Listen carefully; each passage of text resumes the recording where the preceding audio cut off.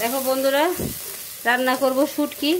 পেঁয়াজ ভেজে নিলাম, তারপরে দিয়ে দিলাম হলুদ আর রসুন,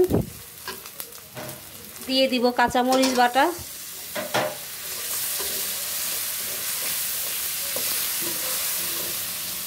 লবণ দিলাম। বন্ধুরা দেখো, আমি দিব রসুন কুচি। এই শুটকির সাথে রসুন যখন মুখে পড়বে আমার কাছে খেতে বেশ ভালো লাগে। আমি বাটা রসুন দিছি, কিন্তু আর একটু কুচায়া দিয়ে দিলাম, খেতে খুব টেস্টি হয়। মুখে পড়লে রসুনগুলো খুব ভালো লাগে। বন্ধুরা মশলাটা কষানো হয়ে গেছে, আমি এখন দিয়ে দিব ধুয়ে রাখা কাচকি শুটকি।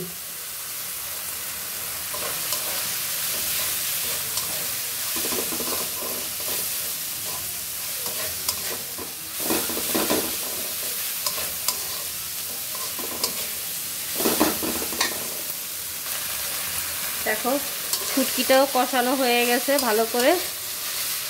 দিয়ে দিব আলুগুলো।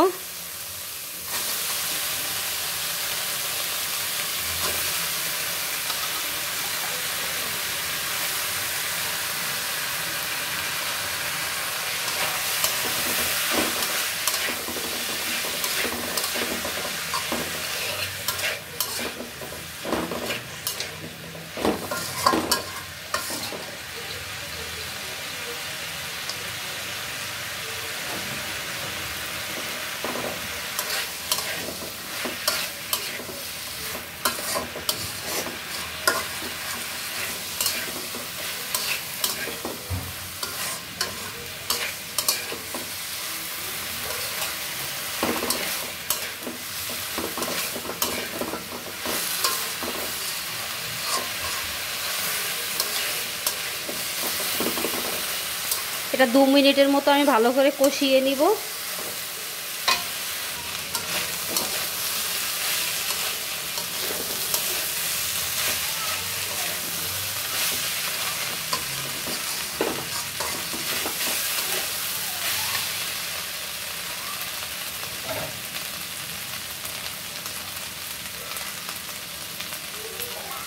কষানো শেষ বন্ধুরা, জল দিয়ে দিব।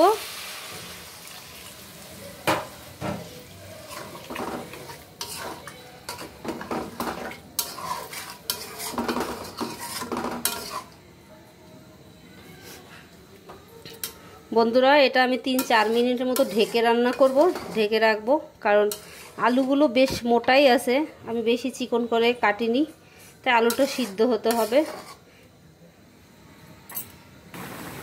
দেখো শুটকিটা রান্না হচ্ছে, আমি সরা দিয়ে ঢেকে দিয়েছিলাম, সরাটা তুলে দেখলাম যে কি অবস্থা। তো আলুগুলো বেশ সিদ্ধ হয়ে গেছে, আর একটু রান্না করব, জলটা টানা অবধি।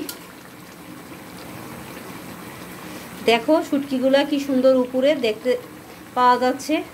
ভাত খাবার সময় যখন এই শুটকিগুলো মুখে পড়বে দাঁতের কামড়ে, তখন কিন্তু অনেক টেস্টি লাগে।